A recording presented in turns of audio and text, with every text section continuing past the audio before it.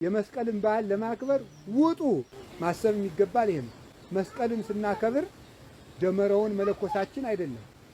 እሳት ውጡ ተደለወ ለከ እንደተባለለት ለዲያብሎስ የእሳት ደመራ ተዘጋጅቶልሃል ብሎታል ኢሳይያስ።